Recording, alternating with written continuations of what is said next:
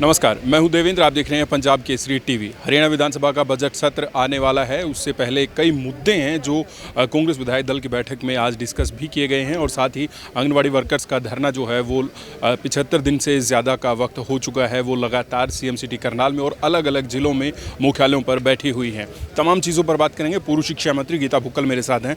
Ma'am, सबसे पहले budget सत्र आने वाला है, किस तरीके की तैयारियाँ कांग्रेस की हैं? देखिए, बजट सत्र पर पूरी तैयारियां हैं। हमारे आदरणीय नेता सीएलपी लीडर चौधरी भूपेंद्र सिंह हुड्डा जी ने सीएलपी की मीटिंग ली। उसके बाद प्रेस कॉन्फ्रेंस करके सारे के सारे विभिन्न मुद्दे जो हैं वो उन्होंने बताने का काम किया है। बेरोज़गारी एक बहुत बड़ा मुद्दा है। बेमौसमी बारिश की वजह से जो फसलें ख़राब हुई वो एक बहुत बड़ा मुद्दा है। डाडम में जो माइनिंग का घोटाला की बार बार हम बात कर रहे थे, उसकी वजह से कितनी ज़्यादा डेथ हो गई है, इतना बड़ा घोटाला निकल कर आया है। और शिक्षा का स्तर जो पूरी तरह से गिर गया है। स्वास्थ्य सेवाएं बहुत ज़्यादा चरमरा चुकी हैं। डॉक्टर्स की भर्ती नहीं हो रही है, पैरामेडिक्स की भर्ती नहीं हो रही हैं। हमारी आंगनवाड़ी वर्कर बहनें और हेल्पर्स जो हैं लगातार 75 दिन से पूरे प्रदेश भर में और विशेष तौर से सीएम सिटी में लगातार वो बैठी हैं। तो बेटी बचाओ बेटी पढ़ाओ का नारा ज़रूर दे रहे हैं, लेकिन उनकी मांगों पर सरकार कतई भी संज्ञान नहीं ले रही है। तो ये सब तमाम मुद्दे रहेंगे जिसको लेकर, और ख़ासतौर से जो आवारा और बेसहारा पशु सड़कों पर घूम रहे हैं, उसकी वजह से एक्सीडेंट्स हो रहे हैं, फसलों की बर्बादी हो रही है। तो इस तरह के तमाम मुद्दे हैं जिनको हम लोग आने वाले बजट सत्र में उठाने का काम करें। एक सवाल है मैम, शिक्षा मंत्री आप रही हैं, 8वीं की बोर्ड की परीक्षाएं होंगी फिर नहीं होंगी, होंगी फिर नहीं होंगी। इस तरीके से बच्चों पर आप किस तरीके से देखते हैं असर पड़ता है, और क्या ये एक निर्णय लेने का सही तरीका है? देखिए, सरकार खासतौर से शिक्षा के मामले में कतई भी गंभीर नहीं है। पहले तो इन्होंने जिस समय राइट टू एजुकेशन एक्ट आया था, 8वीं तक सबको पास करने की बात थी सरकार ने, और माननीय मुख्यमंत्री जी ने पहले ही दिन ही कहा था ये तो काला कानून है, कांग्रेस ने भट्ठा बिठा दिया। हम तो केवल 2 ही साल हुए थे हमारे, उसके बाद हमारी गवर्नमेंट ने ही रिकमेंड किया कि 8वीं और 5वीं के बोर्ड होने चाहिए, और इस सरकार को करीबन 7.5 साल हो गए हैं। 7.5 साल के अंदर आज तक ये निर्णय नहीं कर पाए हैं कि बोर्ड की परीक्षा होंगी कि नहीं होंगी। एक बार तो बोर्ड की परीक्षा की तिथि घोषित करते हैं, फिर उसके बाद अंडर प्रेशर आके उसको कैंसिल करते हैं।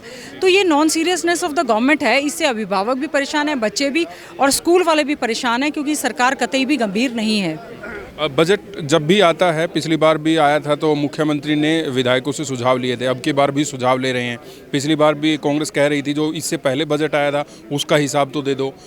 कर्जा लगातार प्रदेश पर बढ़ता जा रहा है, किस तरीके से देखते हैं बजट से, क्या उम्मीदें हैं? देखिए, माननीय मुख्यमंत्री जी, मुख्यमंत्री के अलावा फाइनेंस मिनिस्टर भी हैं।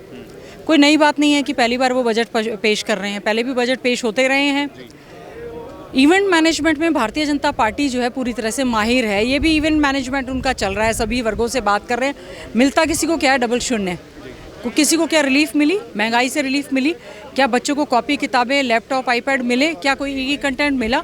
क्या किसानों को उनके न्यूनतम समर्थन मिला? क्या बेरोजगार युवाओं को रोजगार मिला? क्या बेरोजगार युवाओं को बेरोजगारी भत्ता मिला? क्या किसानों के ऊपर जो काले कानून बने हुए थे और उनके बाद उनको मुकदमे थे, क्या सरकार ने वो वापस लेने का काम किया? क्या लॉ एंड ऑर्डर की स्थिति जो बद से बदतर हो गई है उस पर कुछ सुधार हुआ?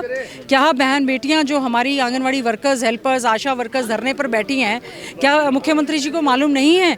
क्या उनका संज्ञान लेते हुए क्यों इस तरह से वो बजट में प्रोविजन नहीं करते हैं? तो मैं समझती हूँ ये तो उनका इवेंट मैनेजमेंट है, चल रहा है। हमने पहले भी प्री बजट में प्रयास किया था उनको सुझाव देने का, लेकिन करना वही है जो उनको करना है। बीजेपी का हिडन एजेंडा वो लागू करते हैं।